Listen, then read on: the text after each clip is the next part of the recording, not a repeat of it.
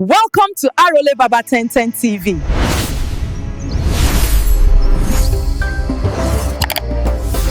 This is Arole Baba 1010 TV. Tradition with vision.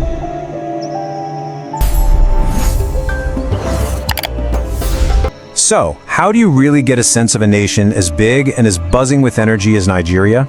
Well, we're going to try something a little different today.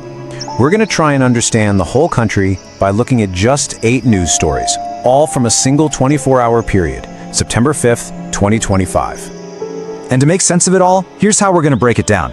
First, we'll tackle the big one, the security question.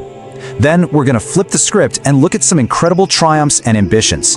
And finally, we'll bring it all home and see how this all affects the average citizen's day-to-day life. All right, let's get right into it with our first section, the security question. Look, these are the stories that often make the biggest headlines, but we're going to try and look past the initial news flash to see what's really going on. So the big headline of the day comes out of Jigawa State. Police pull off this massive operation and arrest over 150 suspects. We're talking kidnappers, armed robbers, they even nabbed a really notorious kingpin. And at first glance, you think, wow, that's a huge win for the police. But this is where it gets interesting. The analysis in our source material calls this victory only a small plaster for a big wound. And that gets to the heart of it, right? If you don't tackle the root causes of crime, things like poverty, lack of jobs, are you really solving the problem? Or are new criminals just going to pop up to fill the void? And at the same time, the security threat itself is changing. Take a look at the Gulf of Guinea. Pirates there have totally switched up their game. It used to be about stealing cargo from ships. Now, it's all about kidnapping the crew for ransom. And that is a much scarier, much more damaging situation, not just for the crews, but for the entire shipping industry. So, in response to all this insecurity, what are the police doing? Well, they've launched this big campaign against what they say is the real fuel for the fire, firearm proliferation. Basically, the huge number of illegal guns floating around the country. Their strategy is to go after the dealers and get the weapons off the streets. And that leads to this really critical question. If the country's borders are porous, if corruption is letting a steady stream of new weapons in, can this kind of campaign ever really work? I mean, are the authorities actually fixing the problem? Or are they just chasing shadows while the real source of the issue is left wide open? Okay, now let's just switch gears completely. Because for every one of those tough security stories, there's another story about incredible Nigerian talent and ambition just exploding onto the world stage. This section is all about that amazing creative power. I mean, check this out.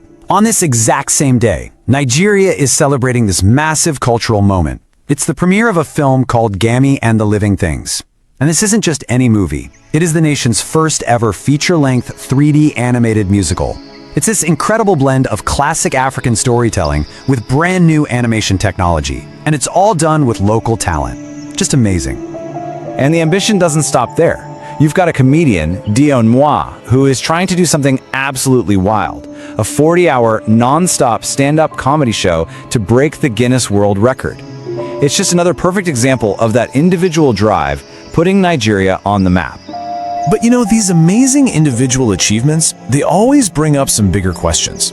For the incredible animated film, the real question is, will investors now step up and fund the next generation of animators? And for the comedy record, can all this buzz be turned into a real sustainable industry where people can actually build careers? Which brings us perfectly to our last section, the citizen's experience. This is where it all comes together, where huge national policies and corporate promises meet the reality of everyday life for regular people. So, on September 5th, the telecom giant Glo is celebrating its 22nd birthday. And their official message is all about success, about powering dreams, and how they're a key player in innovation and entertainment in Nigeria. But this just perfectly captures that gap that can exist between the big corporate ad campaign and what customers actually experience. While the company is throwing a party, the average person is asking much simpler questions. Is my network going to work today? Is the data affordable? You know, the celebration is nice, but reliable service is what really matters.